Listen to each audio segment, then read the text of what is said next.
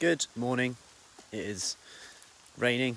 I'm getting wet, but still on the walk this morning, as I find it very refreshing and nice just to get out.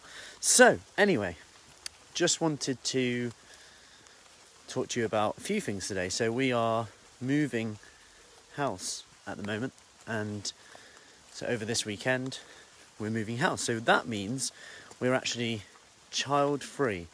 Morning, Sue. We're child-free for a few days, and a part of me feels like I should be guilty about that, like feeling a bit like guilty that I'm almost looking forward to that. Morning, Diane. Like, I'm actually looking forward to a few child-free days. And I'm thinking, should I be feeling like should I be looking forward to it, or should I be like, oh, I'm going to miss you so much? And it's interesting because I am going to miss them loads, but it's important to remember that with every positive, there's a negative. So although I'm going to miss having a bath with being climbed all over, watching Aladdin and singing around, using them as weights for my workouts, I'm actually also going to enjoy having a cup of coffee in peace, and also having a bath without being climbed on. So there's always a positive with a negative. Now, I want to refer this to, because actually that is there then to make me realise and almost go, actually, yeah, wow, I miss them loads. Then after a few days, you're like, oh, I can't wait to see them again. And it almost just grounds you a bit and makes you really grateful. And I think we all need that sometimes, like that. Just a reminder of what you actually have, because day-to-day running, we just get so used to it, so used to having what we have, and we kind of, unless you're really conscious of it, and I'll be honest, I've let that habit slip. I used to actually go for a stage of writing down, oh, this rain seems to have stepped up, I'll have to put my hood up. I've gone for a stage of writing down like 3 things I'm grateful for today, but I found myself writing the same things. But the thing is, that's actually the whole point. Writing the same things, because you're reinforcing what you value. Now, if we bring this to habits, like every day, if we're doing a habit that we don't want to do, we're actually reinforcing that. There's a part of our brain which you're now saying, make this easier to do, because he keeps doing it. So it's like Matt keeps eating chocolate late at night, so reinforce it, make it easier to do. So if you think of your brain has loads of little roads, if you like neurons making little roads, imagine that. Then in your head, every time you do a habit, you're basically clearing out the potholes, you're making it really clear, nice wide road, there's no cars on there, you're making it easier to do next time. And now if you're trying to do something the opposite, you've got to drive on a bumpy A road in Wiltshire with potholes and all sorts on, which isn't as appealing, right? Sometimes you'd rather go the other route, even if it's longer. Now, referring that to this situation, I'll describe a situation that I had a chat with a lady the other day, and her issue, and this comes up a lot, is she's had the kids back since lockdown. They're like older teenagers, borderline 20, and they have loads of different foods in the house. Everyone's eating different meals.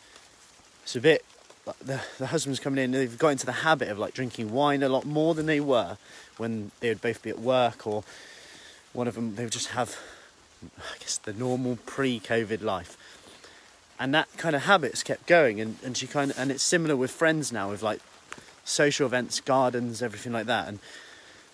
And it's getting that balance between, she's quite annoyed with her situation, but at the same time, it's a good thing because she's aware that it's not making her happy. And I say that because she doesn't want to be boring or not fit in. And I totally get it. So we talked about different scenarios here that she can do. So obviously she can try and change others, because there's sometimes almost a natural instinct to try and change other people and go, no, you shouldn't eat that. Like, we go straight to them. But actually, that's just going to be energy really wasted. When was the last time someone went for that approach to you and it worked? You know, if I tell you shouldn't do a diet, you'll probably go and do it. Just out of interest now. Don't do this diet. You're like, oh, I might try that. It sounds quite interesting.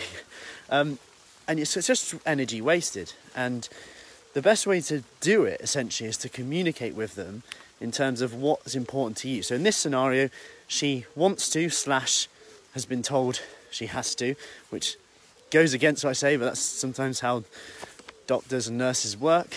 It works for some, carrot or the stick, I guess. She's been told she has to lower her blood pressure, cholesterol, her glucose levels. So she's always had a bit of a reminder that she's like, right, something's gone off course a bit now. So I need to make sure that I'm doing something about this now. So that's really important to her right now. She values that. And when she's on track with that, doing the things she knows she needs to do, it makes her happy. She sleeps better, she's got more energy, she has that sense of achievement. Those around her then benefit, friends benefit. And when we thought about that, it was almost like, yeah, that is what I need to change. That's like the missing link here. Now, going back to the missing out, etc., the easiest way we came up with is to actually just communicate with them what we're doing at the moment. So rather than just like, no, I'm not going to have that. No. Just say, this is what I'm going to have. This is the situation at the moment that I'm having. Not sure what my screen's just done. Or whether you can still hear me. Hang on, wait there. Can you still hear me okay? Oh, yes. I think some water got on it. Anyway, it is waterproof apparently. So, going back to where we were, to communicate what you value right now with them. Because when you start to communicate that, it's almost like, wow. Like, rather than it being this, no, I'm not having that, or don't be boring, da-da-da.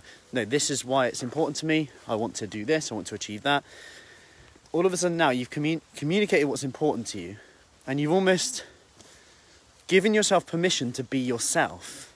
Now, I know it sounds weird, but we're often saying things like, we're different, we're ourselves, da-da-da.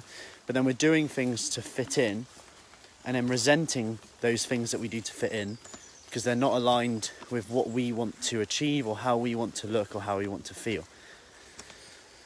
I know that sounds a bit like deep for a Sunday morning, but when you start to do that, like I said, about energy levels, fitness levels, happiness, sense of achievement, other people start to benefit too from that. Otherwise, we're in this circle of going round and round and round. And the moment you start to give yourself almost permission to be yourself and align your actions with your goals, you're probably going to be happier. And I know you probably know that already. And I'll give you an example yesterday, because sometimes this is my example now. Sometimes this is about just bringing to your top of attention, if you like, what you find, what the costs are and what the benefits are of every decision you make in this situation. So I found some chocolate last night in my cupboard. It was 70% dark, because I always eat dark chocolate anyway. However, I wasn't actually hungry, but then I really wanted it. Still wanted it. Now, for me, in that moment, I'm like, that is going to be tasty. I love the feel of chocolate in my mouth. It makes me feel good. It gives me that short-term hit. I was actually quite tired, so I probably just needed to go to bed and get out the kitchen. This wasn't even someone giving it to me. I just saw it on the side as I was going to bed. But that wrapper, everything I see, and it's just a reminder that keeping food out on the side probably isn't a good idea. Anyway, when I look at that, there's so many benefits of it. The taste, it makes me feel good. And of course, my brain's going to go, that's going to make you feel good, Matt. Like, go and have it. Unless I remind myself of the costs of doing it also. Because remember, there's always a positive and a negative to every situation. So the positive is mouthfeel, feels good, tastes good, will give me a little lift. The negative of this is that I might sleep not so well. The caffeine might mean that I don't sleep so deeply. My blood sugar levels go up, I don't sleep as well either. Then tomorrow, I don't feel as good, I have less energy, I'm worse to be around, I don't get up early enough to do what I need to do before the kids get up, whatever it is. Then I'm behind, then I'm blaming others for being behind. Then it's like, right, now I know the costs and benefits, I'm now going to make a decision. And it suddenly just becomes, that other part of your brain just switches on a bit. And I know that's a different situation to someone bringing it in and offering you it. But again, that's just communication. whether you communicate with yourself, pros and cons, or with them, and just communicate what you're doing. And sure, they might say you're boring for a bit until they see your results, then they'll ask you how you did it. It's normally how it works. But this isn't about like completely giving it up. This is about setting small targets. Like one of the ladies, I was like, you know, don't go cold turkey with the drink if you don't want to. Just do one day. So she's doing one alcohol-free day. One of the other ladies, she's doing one day where she doesn't snack because she's not hungry when she snacks. Just to really have it. It's one of those roads which is free. I'm just imagining there's a road in my head now. Think of those roads in your head. So she's taking the A road once a week with the wine.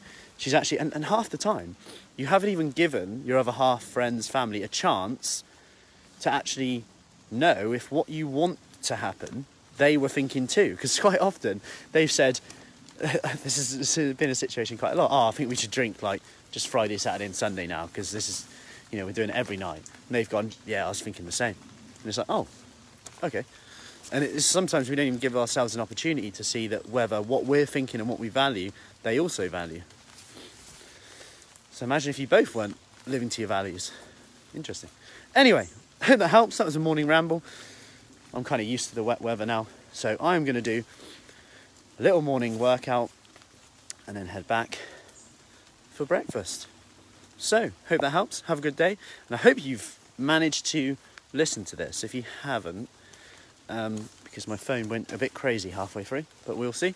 Speak soon and take care.